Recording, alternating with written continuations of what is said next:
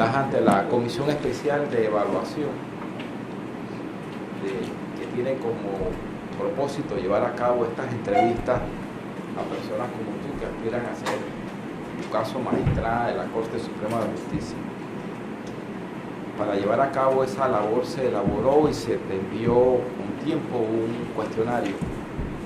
Y en ese cuestionario hay una primera pregunta de carácter general que nos va a permitir conocerte a ti como persona a través de tu historia familiar, también a través de tu historia profesional, qué has hecho y qué ejecutorias tienes en el ámbito profesional, así como conocer las cualidades que tú consideras posees y que ameritan que seas magistrada de la Corte Suprema de Justicia. Para esa primera pregunta se le da la palabra a la representante de Alianza Ciudadana Pro Justicia. Hola, licenciada, buenos días. Muchas gracias por estar aquí hoy participando de este proceso. Licenciada, por favor, ¿nos da su nombre completo? Grisel María de Lourdes Mojica Aguilar. Permítame para. Sí, su número de cédula. 8366205.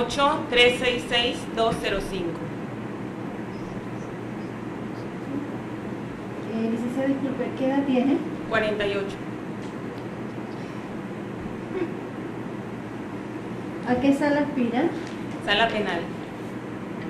¿Principal en sala penal? Principal, correcto. Gracias. Dentro de sus 48 años, ¿cuántos años de experiencia total tiene?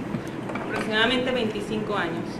Y de esos 25, ¿a cuánto le pertenece cuántos años de experiencia dentro de esos 25 tiene en el área penal? 25 años. Los 25 años han sido Correcto. dedicados al área penal. Gracias. ¿Qué hace actualmente, perdón? Soy coordinadora de proyectos en la Oficina de las Naciones Unidas contra la Droga y el Delito, la UNODC. Muchas gracias. ¿Su nivel de estudios académicos hasta dónde los ha llevado? Tengo 2 maestrías en Derecho, una en Derecho y una en Docencia Superior, aparte de otros estudios. Sí, muchas gracias. Voy a pasar a pedirle, por favor, que nos haga una especie de relatoría sobre su historia familiar, su vida profesional y, en su opinión, qué cualidades la hacen merecedora de ocupar un cargo de magistrada de la Corte Suprema de Justicia. Por favor, nos ofrece elementos que sustenten su decisión y nos gustaría conocer también dentro de su experiencia trabajando en equipo. Por favor, adelante. Bien, en primer lugar, buenos días a todos. Para mí es un placer estar ante esta comisión de Estado por la Justicia. Como les manifesté, tengo 48 años, soy mujer, obviamente panameña, orgullosamente panameña, y una panameña que, al igual que todos ustedes, sueña con un país cada vez mejor, un país en el que tengamos menos pobreza, ciertamente, en el que tengamos mayores oportunidades, pero también instituciones que estén fortalecidas y que nos permitan consolidar la democracia, el Estado de Derecho y los derechos fundamentales. Una de esas instituciones es evidentemente el órgano judicial. Y como les manifesté, pues me postulo a magistrada de la Corte Suprema de Justicia, específicamente la Sala Penal, y como es sabido por todos ustedes, el sistema penal ha venido teniendo una reforma a través de los últimos años, hasta instalar un sistema penal acusatorio. Esta reforma debemos acompañarla y mejorarla cada día. Estimo que mi trayectoria profesional y mi hoja de vida que ustedes deben tener, me permite a mí tener experiencia, capacidad, conocimientos, integridad, imparcialidad, así como la valentía suficiente para desempeñar un cargo como el de magistrada de la Corte Suprema de Justicia. Creo que 5 minutos o 10 minutos o media hora o un día no es suficiente para agotar todos los temas relacionados con la justicia penal. Nos llevaría horas, días, quizás años tratar este tema. Considero que puedo colaborar con el fortalecimiento de la Administración de Justicia Penal desde varios puntos de vista. Desde el punto de vista institucional, desde el punto de vista procesal, desde el punto de vista de aspectos sustantivos de fondo. Creo que si tuviera que elegir alguno de estos temas en particulares, desde el punto de vista institucional, podría elegir lo que es el tema de acceso a la justicia, la mora judicial, la comunicación y la transparencia, y desde el punto de vista procesal y sustantivo hablaría de temas concretos tales como la dirección de audiencia, la valoración probatoria, lo que es también la calidad de las decisiones judiciales y finalmente tendría que hablar de la atención de casos especializados. En mi experiencia podría señalar que en cuanto a temas de acceso a la justicia tendríamos que mejorar lo que es la calidad de la asistencia al usuario, la calidad del servicio y por qué no pensar quizás en estándares internacionales de calidad de servicio como las normas ISO. Hablar también de lo que es el fortalecimiento de la Defensoría de Víctimas y de la Defensoría Pública de Imputados. Dentro de lo que es el tema de la mora judicial tendría que hablar de dos puntos muy concretos. Tendría que hablar de lo que es el sistema llamado mixto o inquisitivo, en donde tenemos un alto volumen de casos todavía en liquidación y en descarga, y que pareciera que estuviéramos aplicándole a los ciudadanos un proceso de segunda o tercera categoría frente a un sistema penal acusatorio que tiene las garantías para garantizar, valga la redundancia, los derechos fundamentales de todas las partes involucradas. Y dentro del sistema penal acusatorio, concretamente, también tendría que hablar de aquellos puntos críticos que hoy en día se nos están presentando y en lugares específicos donde tenemos audiencias ya fijadas para fechas totalmente fuera de lo que es la lógica del sistema y fuera de lo que establece la misma legislación. Y en ese sentido habría que fortalecer temas como el modelo de gestión, probablemente tomar acciones a corto, mediano y largo plazo para que esto no se repita, y también mejorar el tema de las salidas alternativas, de las salidas alternas para la solución del conflicto.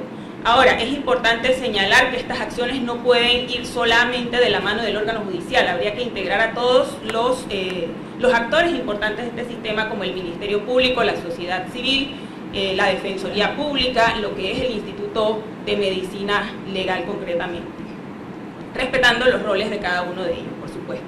En el tema de comunicación y transparencia, sé que el órgano judicial ha venido desarrollando en los últimos años este tema. Contamos con una página web en la cual ustedes cuentan con una página web en la cual se puede encontrar información sumamente importante y relevante.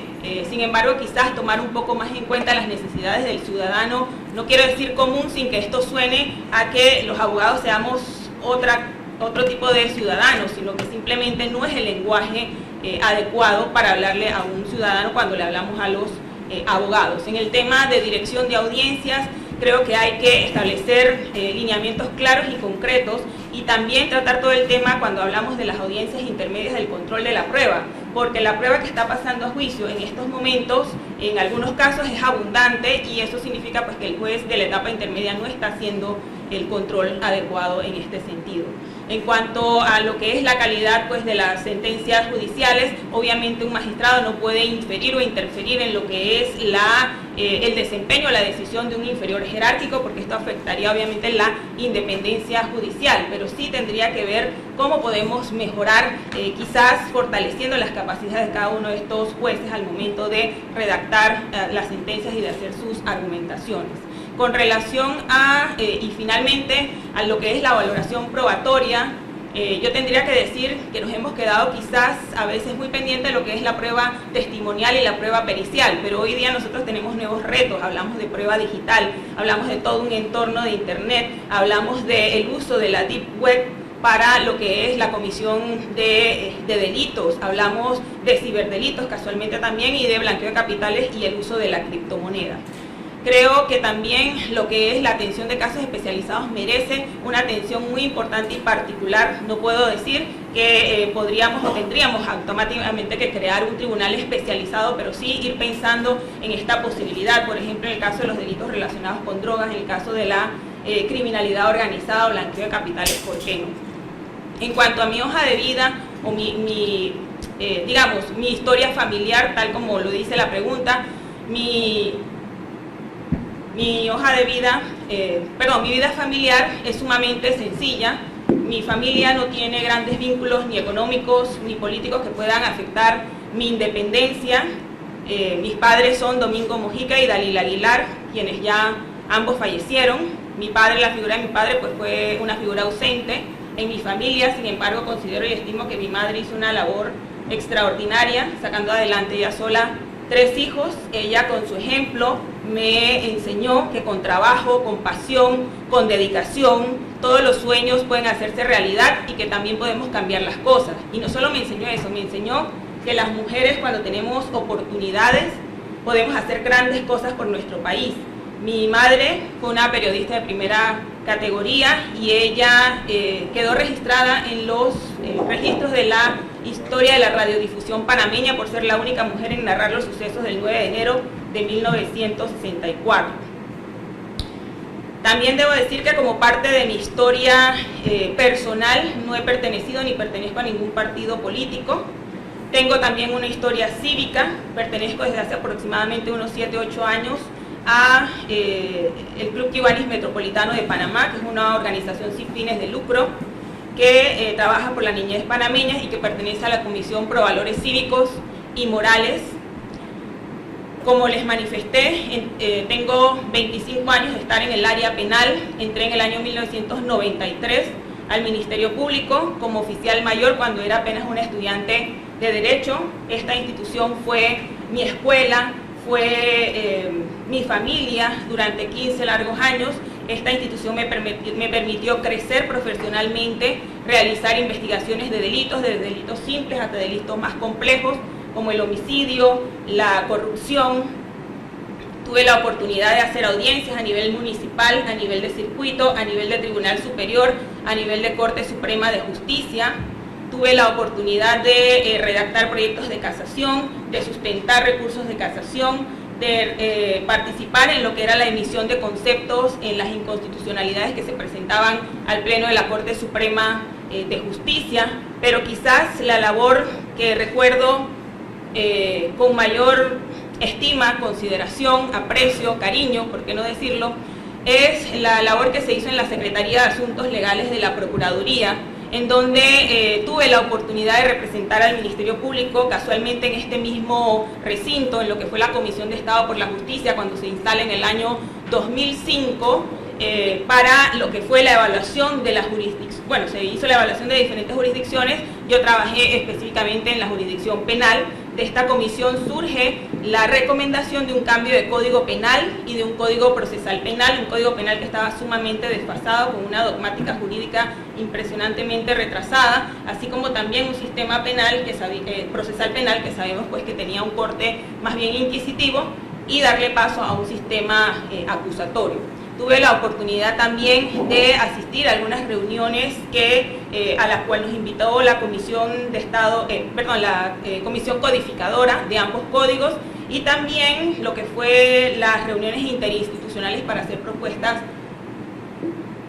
Sí, no me estoy levantando la mano para cuando me dé oportunidad poder parar conmigo y que ellos le puedan preguntar. No sé sigue y termina, no... sigue, continúe hasta que termine para que los demás le puedan preguntar. Porque todavía me falta. Sí, Son 25 años. Recuerde que media hora y toda la comisión le quiere preguntar. Sí, lo sé, pero si son 25 años no lo puedo resumir en 2 minutos. Bueno, quedé en la Comisión de Estado por la Justicia, la evolución del Código Penal y del Código Procesal Penal. También tuvimos la oportunidad de asistir a la Asamblea Nacional cuando se estaba debatiendo estos ambos cambios, y también en los medios de comunicación social posteriormente para su divulgación. Avanzando un poco, pues, o apurándome un poco, luego del Ministerio Público pasé a formar parte de la firma de abogados Tejada Abogados, lugar donde tuve la oportunidad de ver el sistema desde la otra cara de la moneda, como usuaria del sistema, igual subir y bajar escaleras, corretear expedientes y demás.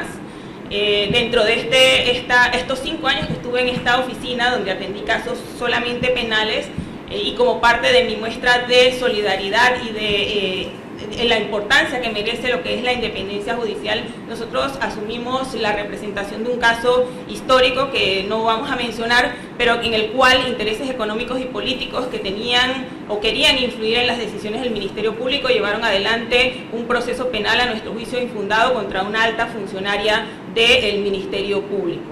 Posterior a eso pasé a formar parte de la Oficina de las Naciones Unidas contra la Droga y el Delito, lugar en donde inicié en temas específicos de reforma procesal penal para el Ministerio Público, y hoy día atiendo un proyecto que tiene que ver con crimen organizado transnacional, con tráfico ilícito de drogas, con cooperación internacional, recuperación de activos, blanqueo de capitales, tanto en Panamá como en Centroamérica y el Caribe. Bueno, eso resume mi hoja de vida personal. Tengo mucho más que contarles, pero no sé si tengo estudios académicos, ya lo dije, fui docente universitaria. Ustedes me dirán si puedo seguir o si... Dice el magistrado, tenemos la hoja de vida. Tienen la hoja de vida, exacto. Muy bien. Bueno, iniciamos o continuamos, mejor dicho, nos vamos a iniciar con las preguntas, en este caso por parte de la Defensoría del Pueblo.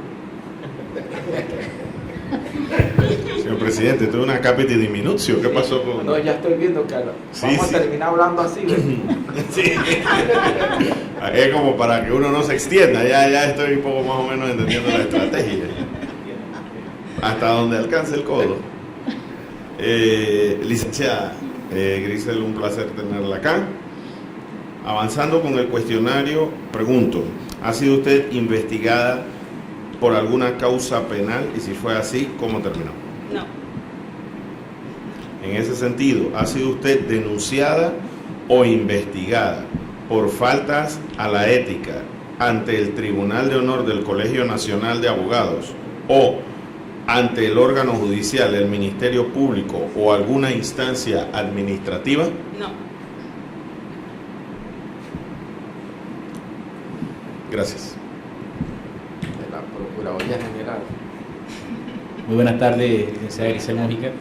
Bueno, siguiendo con el cuestionario que ya usted conoce con anticipación, le voy a hacer la pregunta número 8 de ese cuestionario, que dice así: ¿cómo garantizaría usted la independencia en la prestación del servicio de administración de justicia en el marco institucional existente?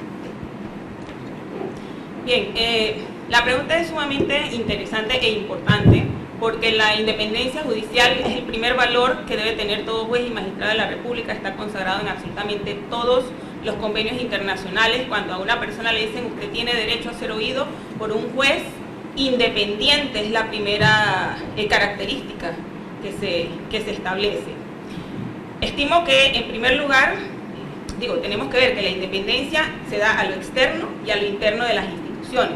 Desde el punto de vista externo y a nivel de magistrado de la Corte Suprema de Justicia, creo que espacios o apoyar espacios como este de la Comisión de Estado por la Justicia para hacer toda una revisión del análisis de hoja de vida de los candidatos, pues es un tema que debe mantenerse. Y de hecho, pues dicho sea de paso, yo decidí casi uno de los últimos días en postularme para también de alguna manera apoyar este tipo de procesos democráticos. Por otro lado, nosotros tenemos que decir, y probablemente esto ya lo habrán escuchado en todas las respuestas anteriores, que tenemos que garantizar lo que es un presupuesto adecuado. Tenemos que apoyar los clamores que ya se están dando y se han venido dando de parte de la Corte Suprema de Justicia, del Instituto de Medicina Legal, del Ministerio Público, porque nosotros no podemos garantizar una independencia si tenemos que ir a rogar o a pedirle a un ejecutivo que nos dé más dinero, y sobre todo si estamos encarando un sistema penal acusatorio que lo demanda. Por otro lado, a lo interno de la institución, y para evitar injerencias sobre todo del magistrado hacia el inferior jerárquico, nosotros tenemos que garantizar que la carrera judicial realmente se implemente, porque de esa manera usted le va a dar estabilidad a ese funcionario, a ese inferior jerárquico, para no dejarse someter de parte del superior. Y por otro lado también nosotros tenemos que decir, y esto quizás por ahí también toca otra de las preguntas, que es el tema de la ética del funcionario judicial, que nosotros o los funcionarios judiciales tienen mayores restricciones que la que pueda tener un ciudadano común, y esto no solamente es a nivel, digamos, personal, sino también, por ejemplo, hoy día que tenemos redes sociales, todo el manejo de la red social, cómo debe conducirse un magistrado en las mismas, puede tener contactos con personas, digamos, que pueden afectar esa imparcialidad, incluso en sus redes sociales, sí o no, son cosas que tenemos que plantearnos. No sé si eso... Sí, claro. Muchísimas gracias, licenciada. La siguiente pregunta sería: ¿cuál es su visión sobre el régimen disciplinario para magistrados de la Corte Suprema de Justicia? Bueno, eso es lo que estaba diciendo, que son dos preguntas que son muy similares. Yo creo que todo magistrado de la Corte Suprema de Justicia debe someterse exactamente a las mismas reglas del juego desde el punto de vista ético que tienen todos los jueces y todos los funcionarios públicos, porque sabemos que tenemos códigos de conducta para funcionarios públicos y otras que son ya más especializadas en el caso de los funcionarios judiciales, toda vez pues que los jueces son los garantes precisamente de lo que es el reconocimiento de los derechos fundamentales y de la aplicación de la ley. Con mucha más razón tienen que cumplir con ese régimen disciplinario. Ahora, tendrían que tomar las medidas, porque sé que pues la ley por ahí de repente a veces está estos márgenes a interpretar que si se le aplica o no se le aplica la carrera judicial, pero hay que buscar la manera de hacer un control, así sea pues interno, de ese tipo de situaciones. Muchas gracias, licenciada. El Colegio Nacional de Abogados. Licenciada Grisel Mojica, realmente para mí es positivamente sorprendente verla hoy, porque yo recuerdo que en los años que tengo yo de ser abogado, apenas la recuerdo siendo funcionaria en una personería, la última vez, y verla hoy con la seguridad con que nos habla, para mí es realmente positivo, ¿no? A ver, yo tengo una pregunta que pues, como abogado tengo que hacérsela. ¿Cómo pondera usted en el ejercicio de sus funciones como magistrada la importancia y alcance del debido proceso? Bueno, esa pregunta también para mí en lo personal está ligada junto con otras tres preguntas que ustedes tienen en el cuestionario, que es el tema del control de la convencionalidad y el tema de los derechos fundamentales. Porque, en primer lugar, en un Estado democrático de derecho, los derechos fundamentales son el límite de las actuaciones de todos los funcionarios públicos y de los funcionarios judiciales, y el debido proceso está dentro de lo que son los derechos fundamentales. Por tanto, para mí, en lo personal, en los derechos fundamentales, en la dignidad humana quizás en primer lugar, y seguidamente de lo que es el debido proceso, tiene que ser el norte de la actuación de todo juez y magistrado de la República.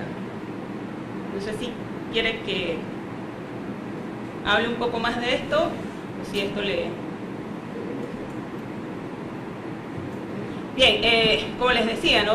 La garantía del debido proceso, de hecho, en nuestro país nosotros tenemos un bloque de la constitucionalidad que le dice al juez, a los magistrados, que el artículo 8 de la Convención Americana de Derechos Humanos está integrado a ese debido proceso. Y no es solamente pensar o limitarse en que estamos hablando de seguir la ley al pie de la letra tal y como está, sino acudir a todos los principios que promueven los derechos fundamentales. El Código Procesal Penal habla de garantías, principios y reglas, habla de dignidad humana, de debido proceso, de intervención mínima incluso. Y para mí, pues, vuelvo y repito, es una garantía muy amplia, no nos limitamos solamente a ese cumplimiento de la ley, y obviamente hay que respetársela a todas y cada una de las partes, tanto en el caso de la justicia penal, a lo que es la víctima y lo que es los imputados. Entonces, Carlos Ernesto. O sea, podría hablar un poquito más con relación al control de la convencionalidad y los derechos humanos. Bueno, como les digo, para mí, en lo personal, los derechos fundamentales es la base absolutamente de todo. El límite de lo que hacen los funcionarios públicos y lo que hacen los funcionarios judiciales. Con mayor razón debe respetarlo un juez o un magistrado de la República, porque el juez o magistrado se convierte en el garante del respeto de esos derechos fundamentales y se convierte en garante del cumplimiento de la ley. En cuanto al control de la convencionalidad, que es un tema, sé que es interesante y que es también, o pareciera ser un poco polémico, quizás a veces uno cuando escucha el nombre de control de la convencionalidad y uno analiza que tiene que aplicar un derecho fundamental que está consagrado en un convenio internacional pero que no hace parte de la ley de la República, uno tiende a pensar, no, yo tengo que seguir estrictamente el principio de legalidad. Pero yo estoy segura que en el día a día uno cuando ve, por ejemplo, lo que es el Código Procesal que le dice a usted tiene que regirse por los derechos fundamentales, una constitución política que le está diciendo los derechos y garantías aquí consagrados son mínimos y no excluyentes de otros derechos fundamentales. Panamá respeta los convenios internacionales. Evidentemente yo sé que en el día a día los jueces sí, de alguna manera, aunque no digan que estoy aplicando el control de la convencionalidad, lo hacen. Puedo ponerles un ejemplo concreto. Estando en el Ministerio Público, cuando trabajaba en una Fiscalía Superior y no existía el criterio de oportunidad, nosotros ensayamos una tesis un tanto, en ese entonces, atrevida, ¿no? En base a derechos fundamentales y dignidad humana, que era una señora que se había dormido y se había dormido encima del bebé y el bebé murió. Entonces no había criterio de oportunidad y nosotros decíamos, bueno, y en realidad las investigaciones demostraron que la señora estaba sumamente devastada. Entonces, ¿cómo someter a esta señora, revictimizarla? Ya ella tenía una pena moral, que era la muerte de ese bebé, y nosotros le dijimos al segundo tribunal, por favor, en base a la dignidad humana, a que en toda América Latina se está incorporando el criterio de oportunidad, ya ella tiene una pena moral. Entonces, ahí un poco eso fue un poquito de realizar ese control de convencionalidad, ¿no? De alguna manera, sin decir que se llamaba exactamente control de convencionalidad. Y la tesis, disculpa, ¿y la tesis del tribunal cuál fue? Ah, nos dio la razón.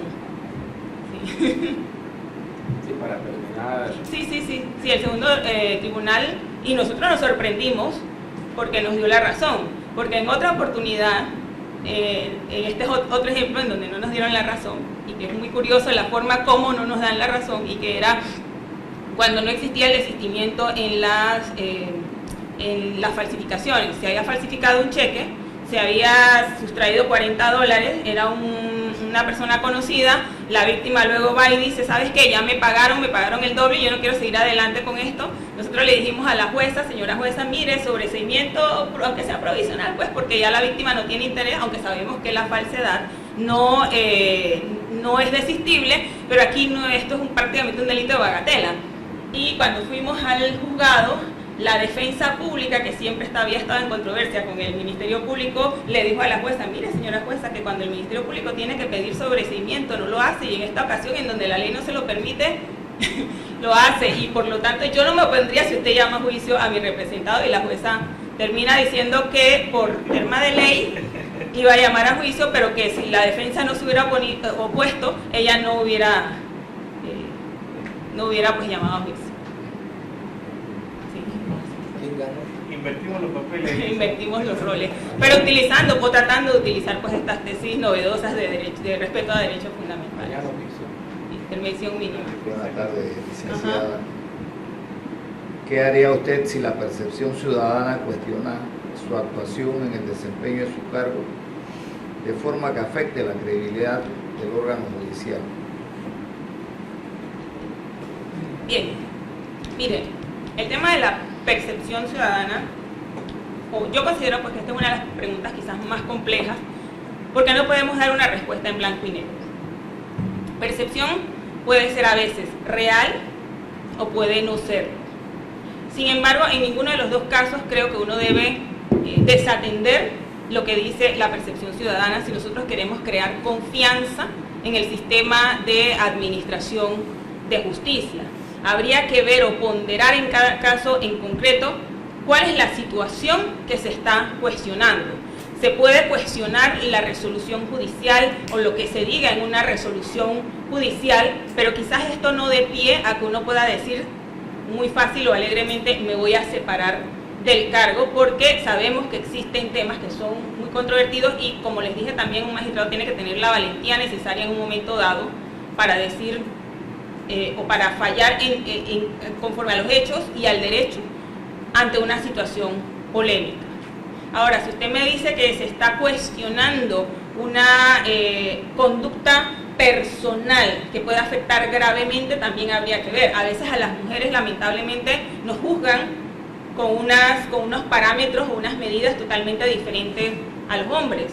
Entonces habría que ver qué situación es. Y si finalmente usted me dice a mí que estamos hablando de un tema evidentemente de corrupción o demás, sin necesidad de señalar que esto tendría consecuencias jurídicas, quizás pensar en la separación del cargo sea lo más adecuado, lo más honroso para la situación.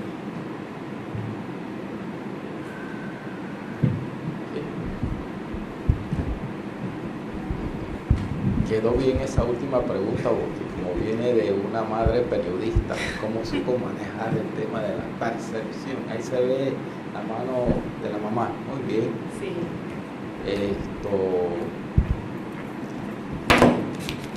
Con esto terminamos las preguntas que había que formular, y de nuestra parte toda la suerte, Grisel. Gracias. Hasta luego. Gracias. Muy bien.